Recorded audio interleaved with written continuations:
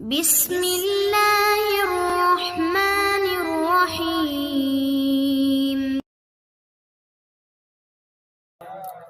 বিসমিল্লাহ আলহামদুলিল্লাহ ওয়াসসালাতু ওয়াসসালামু আলা রাসূলিল্লাহ। আসসালামু আলাইকুম ওয়া রাহমাতুল্লাহি ওয়া বারাকাতুহু। আপনারা দেখছেন ইসলামিক ইউটিউব চ্যানেল কোরআনী রুকিয়া। আমি সঙ্গে আছি রাকি কাজী মিসবাউল হক।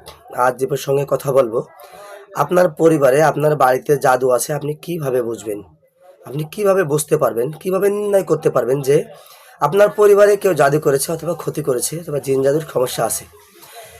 যদি আপনি বুঝতেই না পারেন তাহলে কিন্তু আপনি বিভিন্ন ডাক্তারি, বিভিন্ন চিকিৎসা, সঠিক চিকিৎসা নিতে পারবেন না। বিভিন্ন চিকিৎসায়, বিভিন্ন দৌড়দৌড়িতে আপনার অনেক টাকা পয়সা খরচ হয়ে বরঞ্চ আপনি আরও ক্ষতিগ্রস্ত হয়ে যাবেন এবং ক্ষতির মুখে পড়ে থাকবেন। তা আপনার সঠিক সমস্যা যদি বুঝতে পারেন তাহলে আপনি যে ঠিক স্থানে গিয়ে সহজেই ধরা গেলে যে কোনো রোগ সহজেই সমাধান করা সম্ভব। তা যে বিষয়টা হচ্ছে, আপনারা কিভাবে বুঝবেন যে আপনার পরিবারে ক্ষতি আছে অথবা মানুষের তাবিজ করা আছে, জিন চালান করা আছে, সেটা কিভাবে বুঝবেন? কয়েকটা সিমটম বলে দেবো, একদম যেগুলো রিয়েল, যেগুলো হলে আপনি একদম 100% বুঝতে পারবেন। আর যদি মানুষের ক্ষতি করা থাকে, এগুলোই আপনার পরিবারে আপনার সাথে ঘটে থাকবে।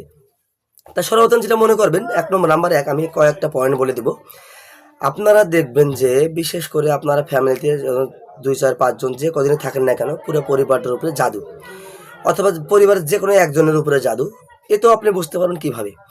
আপনাদের যদি সচরাচর কোনো সময় দেখা যায়, চোখে পড়ে কারো চোখে, যে আপনাদের কোনো পুরাতন কাপড়, বিশেষ করে ব্যবহৃত কোনো কাপড়, ব্যবহৃত একবার হলেও ব্যবহার করেছেন, ব্যবহৃত কাপড় আপনি ধুয়ে নেড়ে দিয়েছেন শুকানোর জন্য, সেটা আনার পরে দেখছেন যে কোনো একটা কোনা গোল করে কেটে নিয়ে গেছে, অথবা কোনো একটা সুতা টেনে নিয়ে গেছে, একটা সুতা বের করে। সুতা বের করলে অনেক সময় আপনারা বুঝতে পারবেন না, মনে করবেন যে হয়তো বা কাপড় কোনো জায়গায় বেঁধে টান লেগেছে, যার কোনো একটা সুতো বের হতে পারে, কিন্তু আসলে একটা সুতো বের করে নিয়ে গেলেও আপনাকে ক্ষতি করতে পারে।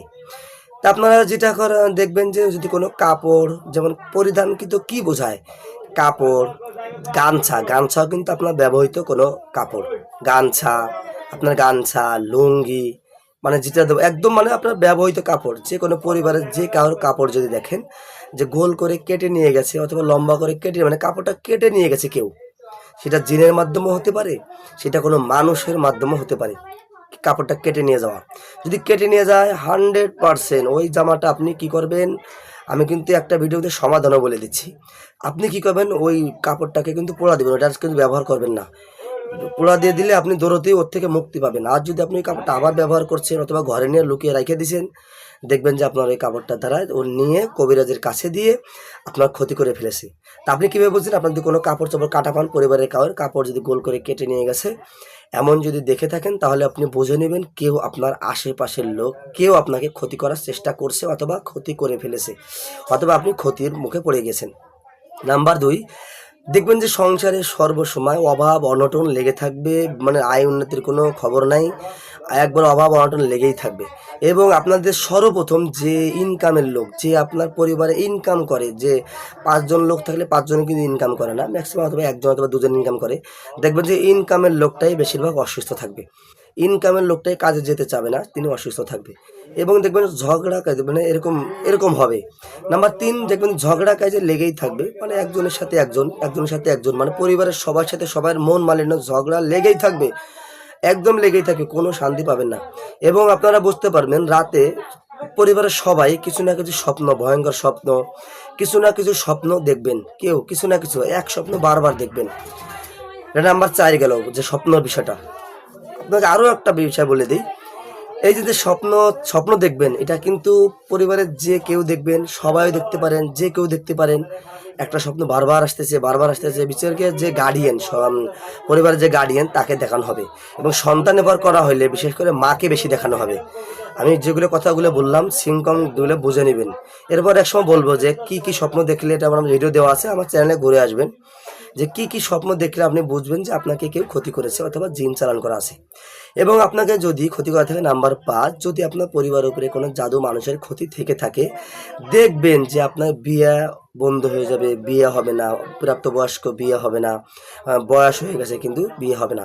নাম্বার 6, আরেকটা বিষয় দেখবেন যে পরিবারে যে আপনার জাদু করা যদি থাকে, রাত্রিবেলা অথবা দিনের বেলা বাড়িতে কেউ হাঁটাচলা করবে এরকম মনে হবে, হয়তো মানে ক্ষতি যেহেতু আপনাকে করেছে, শুধু তাবিজ দিয়ে ক্ষতি করবে না, এখন ম্যাক্সিমাম ক্ষতি জিন চালানোর মাধ্যমে হয়ে থাকে, জিনও থেকে থাকে। বিশেষ করে দেখবেন যে বাড়ির টিনের উপর দিয়ে কিছু পড়ে ঝুপঝুপ করে, অথবা কিছু কেউ ঢেল মারে, অথবা কেউ ভয় পায়, অথবা বাচ্চা কাচ্চা ঘরে থাকলে বেশি কান্নাকাটি করছে, তাহলে বুঝবেন যে ক্ষতির জিন অথবা যে কোনো জিন আশেপাশে ঘোরাফেরা করছে।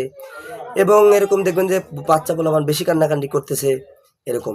আবার একটা বিষয় দেখতে পারেন যেটা, এবং আপনারা দেখতে পাবেন নাম্বার যে আপনারা যে অনেক কিছু থুইছেন, একটা জিনিস এলোমেলো দেখতে পাবেন, যে এক জায়গায় টাকা রেখেছি টাকাটা নেই, তবে আল্লাহ উসালে গোছালো না, মানে যেভাবে গোছালো রেখেছিলেন এভাবে গোছাল নাই।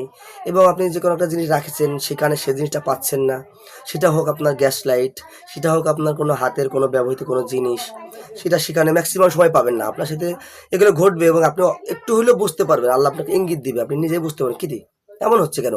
আবার দেখবেন যে ম্যাক্সিমাম লোক স্মরণ শক্তি হারা যাবে, আপনি অনেক কিছু ভুলে যাবেন, এবং ওই বাসা বাড়িতে আপনাদের থাকতে কিন্তু তেমন একটা মন চাবে না, যেমন যে আসলে ওই বাসা বাড়ি ভালো লাগছে না, মানে সবাই একটা অশান্তি, মানে একদমই ওই বাসা বাড়িটা তাদের জন্য একদম দোজক মনে হবে, মানে মনে শান্তি আসবে না।